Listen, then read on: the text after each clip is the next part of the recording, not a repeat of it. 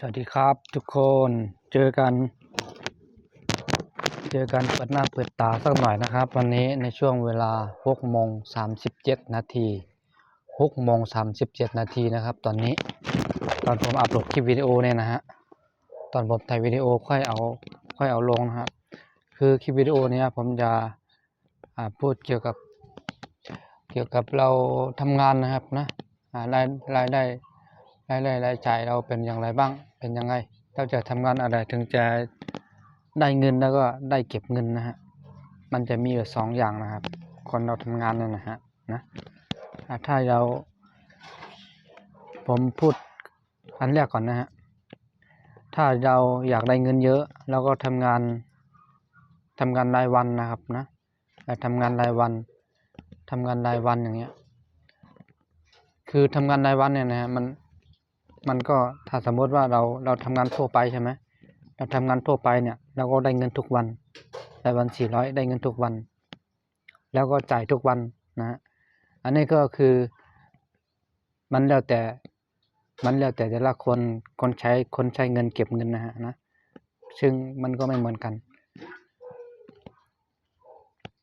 บางคนได้มาแล้วใช้จ่ายหมดทุกวันอย่างนี้มันก็จะทำงานเหนื่อยนะฮะนะแล้วจะทำงานอีกยาวนาน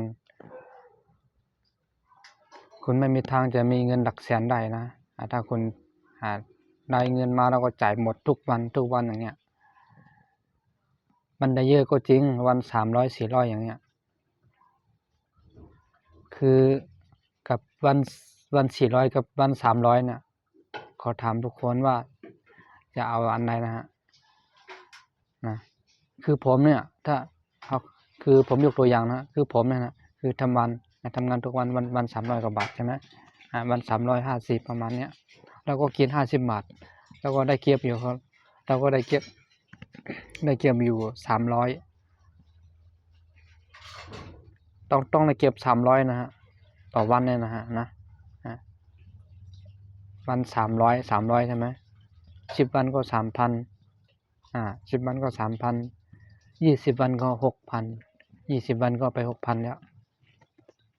ถ้าคุณไม่เก็บเงินอย่างนี้คุณจะทำงานอีกยาวนานนะฮะจนถึงอายุ50-60คุณก็จะไม่มีเงินหลักแสนได้เพราะฉะนั้นเราทำงานเนี่ยถึงแม้ว่าเราทำงานค่าแรงถูกก็ช่างถ้าเราทำงานถูกเราก็เก็บเงินได้ดีใช่ไหมเราต้องเก็บเงินฮะไม่ว่าจะคุณทำงานอะไรก็แล้วแต่ทำงานที่ไหนก็ช่างคุณก็ต้องเก็บเงินนะคนที่ไปเที่ยวไปอะไรกันเนี่ยเขาก็เก็บเงินทำงานมาทั้งปีพอมีเวลานิดหน่อยก็ไปเที่ยวอย่างเทศกาลปีใหม่เสี่ยงปีเทศกาลอย่างเงี้ยเขาก็ไปเที่ยวนะฮะเพราะว่าเขาทำงานเหนื่อยมากกว่านี้ใช่ไหมทำงานทั้งวันทำงานทุกวันทุกเดือนอย่างเงี้ยแล้วก็เก็บเงินไปเรื่อยๆพอเรามีเงินเยอะเราไปเที่ยวที่ไหนก็ได้นะอยากจะฝากถึงนะครับผมสวัสดีครับเดี๋ยวไปเจอกันใหม่คลิปนี้เอาแค่นี้ก่อนนะฮะ